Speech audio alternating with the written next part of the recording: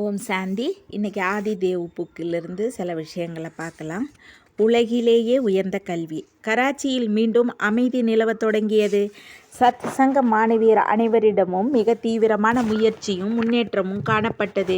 இச்சமயத்தில் பாபா குழந்தைகளுக்கு ஞானத்தின் மிக ஆழமான கருத்துக்களை உதாரணங்களோடு விளக்கி கூறலானார்.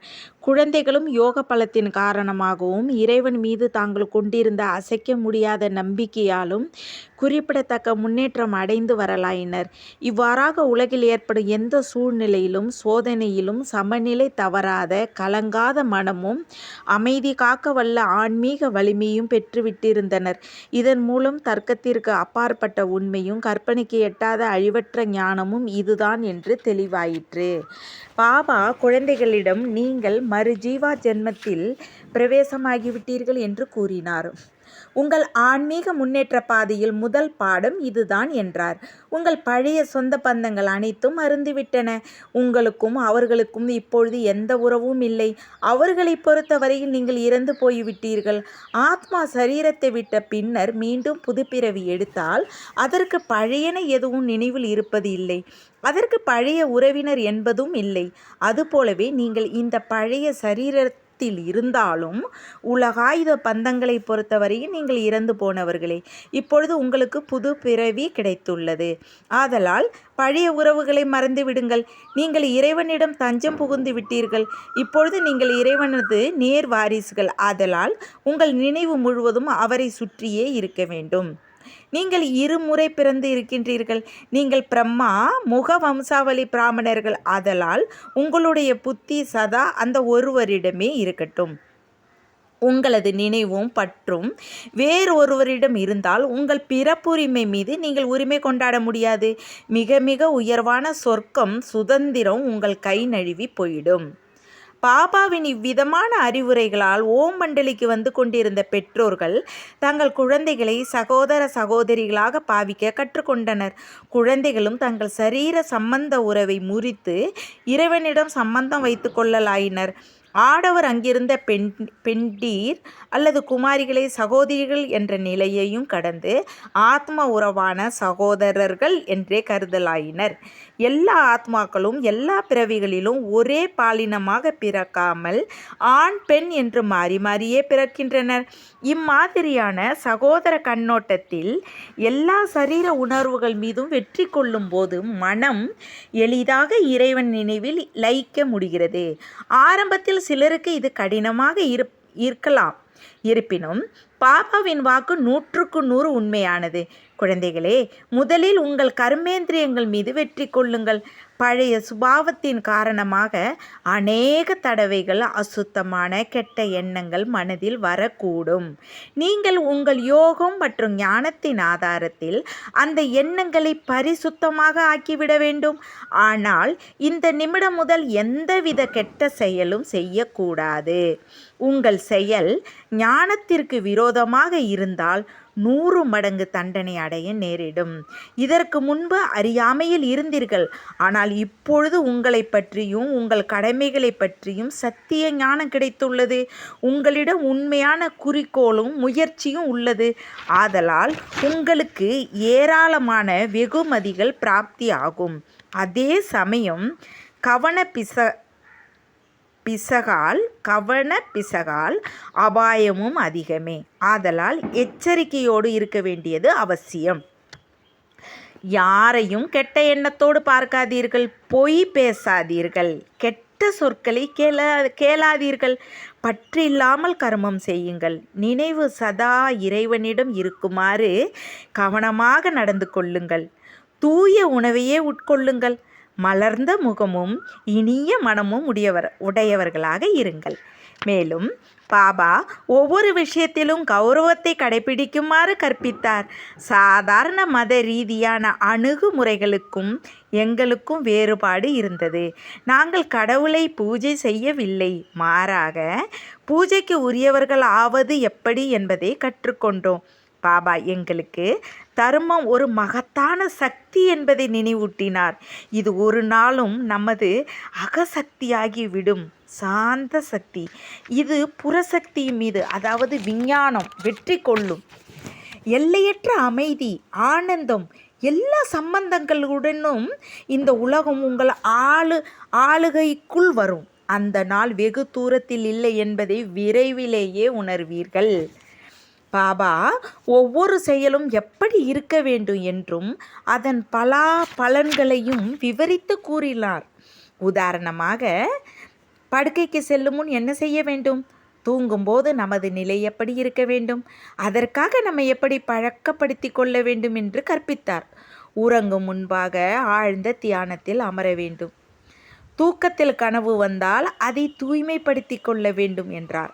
இதையடுத்து மற்ற மூத்த சகோதரிகளுடன் இரவு 2 மணியளவில் ஒவ்வொரு குழந்தையின் ஸ்திதியும் தூக்கத்தில் எவ்வாறு உள்ளது, எந்த குழந்தை நன்றாக தியானம் செய்து பின் படுக்கைக்கு சென்று உள்ளது, யார் அவ்வாறு கவனம் செலுத்தவில்லை என்பதையும் அவரவர் முகம் பார்த்து சுட்டி காட்டுவார்.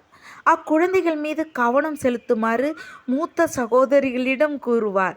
இவ்வாறாக குழந்தைகளின் ஆன்மீக முன்னேற்றத்தில் அதிக அக்கறை காட்டி வந்தார் பாபா.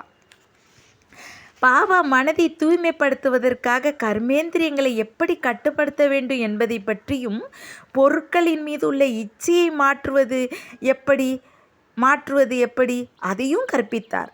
பாபா குழந்தைகளிடம் சரியான தீர்மானிக்கும் சக்தி உங்களிடம் இல்லையேல் கர்மேந்திரியங்கள் தவறாக செயல்படும்.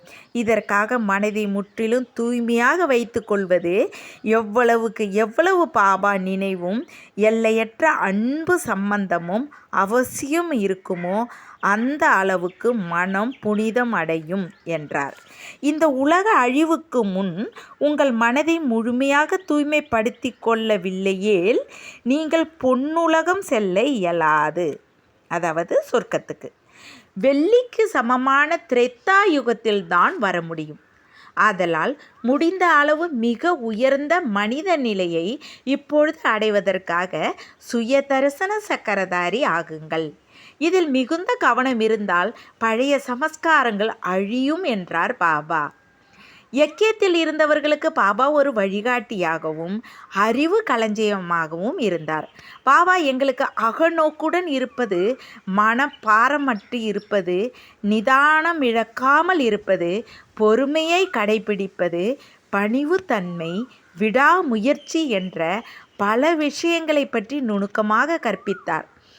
இத்தகைய பயிற்சியால் குழந்தைகள் முகம் மின்காந்தமாக ஒளிவிட்டு பிரகாசித்தது. இவ்வாறாக குழந்தைகள் தியானத்தின் மூலம் சக்தியை ஒவ்வொரு கணமும் பெருக்கிக் கொண்டே இருந்தனர்.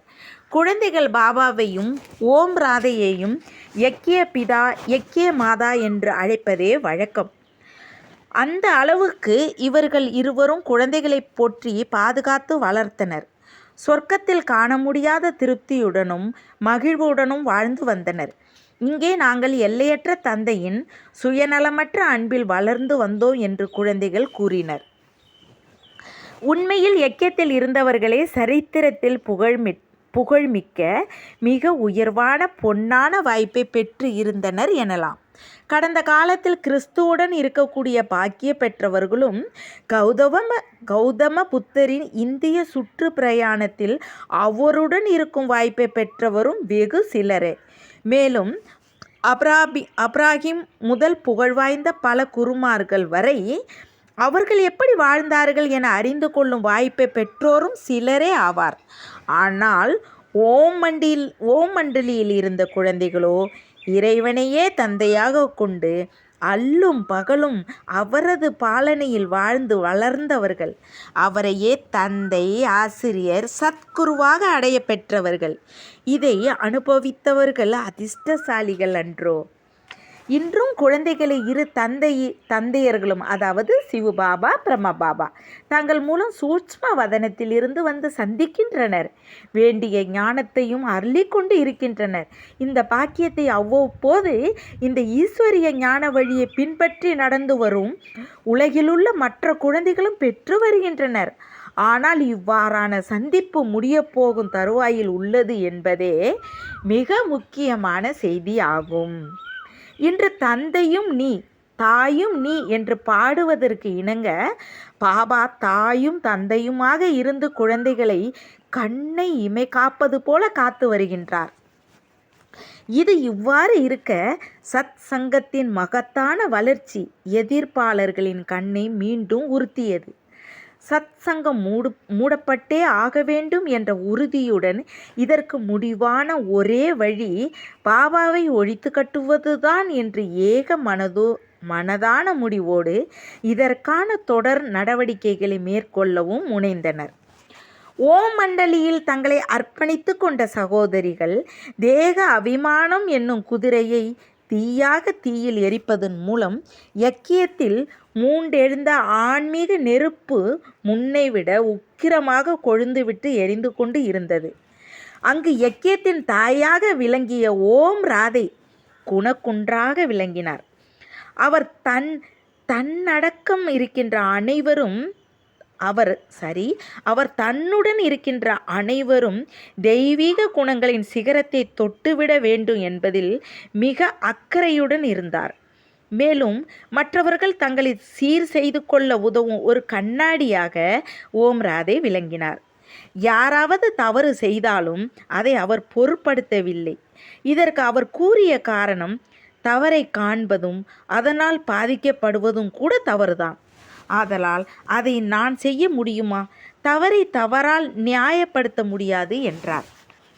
சிலர் சில சமயங்களில் தங்களிடம் உள்ள குறைகளை பார்த்து மன கவலைக்கு உள்ளாகிறார்கள். இவ்வாறு கவலைப்படுவது தேக அபிமானமாகும். கவலைப்படுவதற்கு பதிலாக தன்னிடம் ஏதாவது குறை இருந்தால் அதை உடனே திருத்தி கொள்ள வேண்டும். குறைகளை நல்ல குணங்களால் நிறைவு செய்ய வேண்டும். தன்னை சரி செய்து கொள்ள பாபாவை தவிர மற்ற எவரோடும் ஒப்பிட்டு பார்க்கக்கூடாது. இத்தகைய முயற்சியே கவலை மற்றும் அகம்பாவத்திலிருந்து விலக்கி துரித கதையில் முன்னேற செய்யும். ஓம் ராதையின் முக்கிய குணம் சிவபாபாவின் அருள்மொழிகளை மிக மிக முக்கியத்துவமுடையதாக ஏற்றுக்கொண்டு ஆழ்ந்த சிந்தனையில் மூழ்கி இருந்து அவைகளை உடனே நடைமுறையில் கொண்டு வருவதுதான். ஓம் ராதையை அவரிடம் இருந்த சகோதரிகள் பல்வேறு பெயர்களால் அன்போடு அழைத்தனர். இவருக்கு சிவபாபா இட்ட பெயர் கலைவாணி, சரஸ்வதி, ஞானதேவதை, ஜெகன்மாதா, ஜெகதம்பாள் என்பவன ஆகும். மற்றவர்கள் அவரை மாதேஸ்வரி என்றும் யக்கிய மாதா என்றும் அழைத்தனர். என்றாலும் எளிதாகவும் பிரசித்தமாகவும் விளங்கிய பெயர் மம்மா என்பதாகும். தேங்க்ஸ் பாபா. ஓம் சாந்தி.